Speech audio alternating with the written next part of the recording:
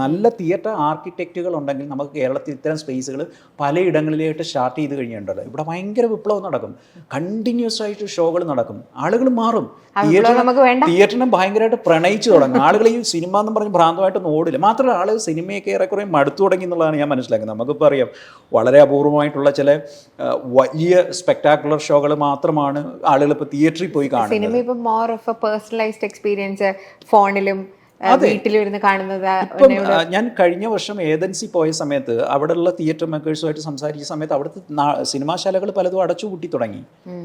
അടച്ചുപൂടിയിട്ട് performance കാണാനായിട്ട് performing ആർട്സിന് കൂടുതൽ value വന്നു തുടങ്ങി. ആളുകൾ ബർത്ത് പ്ലേസ് ഓഫ് തിയേറ്റർ ആണ് അവിടെ. ഇപ്പോഴും നമുക്ക് 16,000 പേര് ഇരുന്ന് നാടകം കാണുന്ന എപ്പിഡോറസ് പോലുള്ള സ്പേസ് ആക്റ്റീവാണ്.